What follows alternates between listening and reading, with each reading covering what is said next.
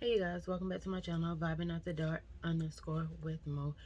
And if you're new to my channel, hit that subscribe button so you can vibe out with me. And if you're a returning subscriber, you can let somebody know, like a friend or a family, send this to somebody and they can vibe out with us. Okay, so tonight we're going to be getting into a little story time that I got for y'all. I got to tell y'all a story about when my uncle wrecked my car. Still yet to this day is an awkward feeling, and I don't like being awkward with nobody. But it's done been almost a year now, because this happened last December, like beginning of December of last year. So it's coming up a whole year, and it's still an awkward feeling between us because the way he handled it. But I'm gonna start from the beginning. He went through some things, so he had needed to borrow a car. Me being the nice person that I am, which I was done for doing this, I offered him my car because he needed to go like back and forth to the doctor.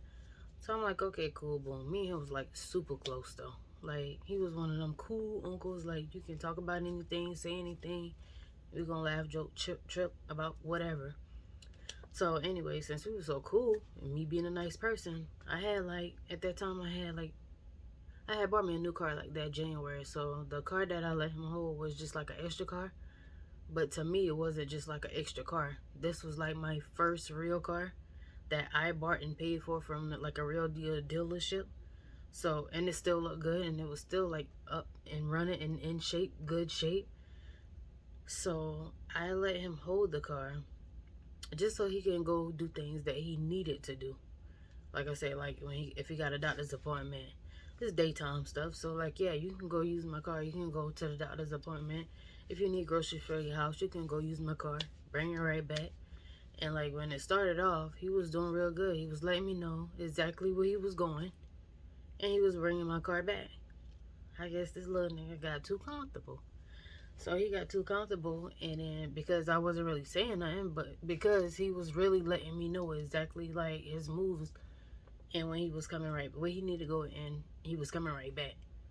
But I guess he got too comfortable, and then I got comfortable, and like he just started doing more things. They say when you give people an inch, they'll take a mile. That's what he did. He took a mile. He really took a mile. So this particular day, he asked to borrow my car, and I'm like, sure, whatever. Like I say, any normal day, he said he had to go to the grocery store. And so he went to the grocery store, and I guess because I left, like, and I didn't came back until nighttime, so he took my car and he went to the grocery store. He came back around my house, and I guess because I wasn't home, he went back out. And so I guess he was doing a little drinking or whatever. And he went out, and then when I came back around 9 o'clock that night, he still wasn't, my car still wasn't in the yard. So I'm like thinking, okay, he done did what he had to do. He lived, mind you, he lived right down the road from me. So I wasn't thinking nothing of it. I was like, well, maybe he'll bring my car back tomorrow, because when he come get my car, you know, somebody got to bring him to come get it. And then when he bring it back, somebody got to take him back home or whatever. So I was like, you know, I wasn't home. Maybe he felt like he would just keep it to the next morning or whatever. So I didn't think anything of it. I came home, washed. Soon I got ready to lay down, I got a phone call. It was like 11 something that night, and I had to go to work the next morning. But soon I laid down, I got a phone call. It was him. He thought he was calling my nephew because he was scared to call me to tell me what was going on. He always mistake me and my nephew name somehow in his phone and mix it up. But he called me thinking it was my nephew, out of breath, telling me, Marquise. Well, shoot, I said the name, but that's my nephew's name. That's not the one who wrecked my car. But anyway, he called him. He said his name. He was like, I hit a deer. And I said, what? Because like I said, it was me. It wasn't my nephew who he thought he was calling. I was like, what? He was like, oh, this morning I meant to call Marquise. He was like, I hit a deer in your car. I'm all right though. Yeah? You hit a deer in my car. You out of breath. You're walking. So that means it's kind of bad if you got to walk. Wherever you're going. I don't know where you're going. I don't know where you at. And you telling me you're all right though. selfish me at the time, I'm not thinking about is he okay or not, but really he's okay because he's on the phone. I'm worrying about my car. Where is my car and is it okay? So anyway, before he got to tell me any really details, he was telling me I think he was in like Ridgeville or whatever, but before he was got to tell me any details, the phone cut off. So I guess his phone must have died because I was calling him back to back. My nephew got up, he started calling him, my mom started calling him, everybody started calling him, and the phone went dead, and I have not talked to him that whole night. So I had to get up out my bed and go look for my car because he wasn't answering the phone. So I went in the area, like in the town that he said was at, but I still didn't know the area. So I'm up 11 o'clock, 12 o'clock, 1 o'clock looking for my car. And y'all, when I finally got to my car, I instantly got sad. When I got to my car, the front was so smashed in. Well, the front was so like messed up to the point like I know they was gonna total my car. I just knew they was gonna total the car because it was like a '08 Chevy Malibu. They done made plenty of Malibus right after that. So like I knew they was gonna total the car, so I instantly got sad.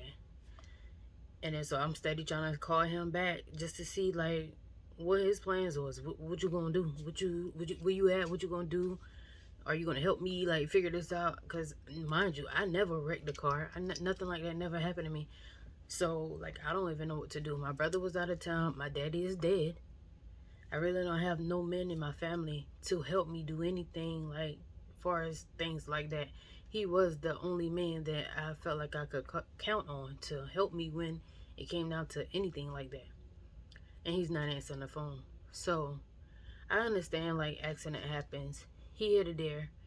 It could have not been his fault, but the thing that kind of like got me upset was was supposed to have my car back and he was not where he said he was gonna be. Like it was late.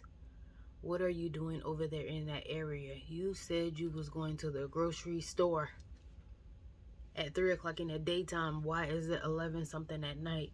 My car is parked in the middle and he left it in the middle of the road in Ridgeville. And I have not heard nothing else from him. So like I said, I'm trying to figure out what am I supposed to say? What am I supposed to do? Do I call the cops? And if I call the cops, what do I tell the cops? I don't know none of this. Like I said, I have not been through this. So I didn't know what to do. And I just started feeling like if you cared about me, you would have helped me in this situation, being that you caused this situation. And I ain't heard from you.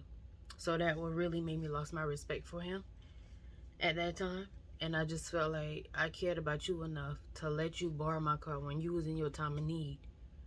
But to help me figure this mess out and what I need to do, you wasn't there to help me when you caused all of this. And like I said, I had to be to work the next day. And one of my cousins, she got in touch with she knew somebody that went to her church that tow cars or whatever. So I called him. He did tow my car that night. He did not charge me anything. Thank God. He did not charge me anything to tow my car to where it needs to go. And I called my insurance company, told them I hit it there or whatever. And they reimbursed me my money. It took a couple of days. They did total my car. And that had me like really sad for days to know that this was my actually first real car and they total it. Need I remind you? He still never called and apologized. My grandmother called me to apologize for him. And that really made me feel some type of way because he still never gave me a proper apology. Which, like I said, I don't really like apologies. What I would have liked for you to do is try to help me figure it out. Because the way he handled it really like screwed up our relationship. And like I said, I know things happen. I know people, I know dares jump out. I know it could have happened to me. It could have happened to anybody. But the thing was, you wasn't supposed to be there. And the second thing was, you didn't help me try to figure this out when you caused this problem. So he did end up calling me like after my grandmother called to apologize. I guess my grandmother made him call me, and he finally apologized or whatever in his own way of trying to apologize. But still, really wasn't an apology. He was trying to just tell me like things happen. Oh, and what made me even madder is like he looked at it like it's just a car. Yeah, it's just a car that I paid for. Just a car that I paid for. My car. Not yours, mine. And he couldn't do nothing for me. So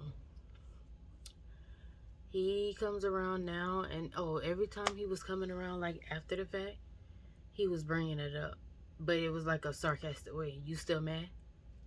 Even like I was like I was over it or getting over it, but every time he would come around, he reminds me of what happened. Or he kept saying, "You still mad about that?"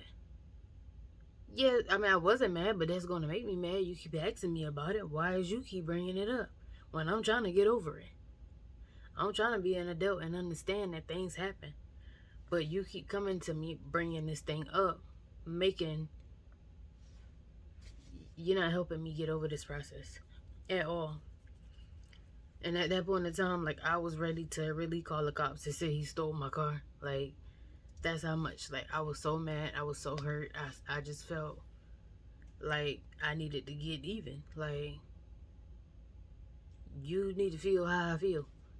That's how I really felt. Like that really hurt me.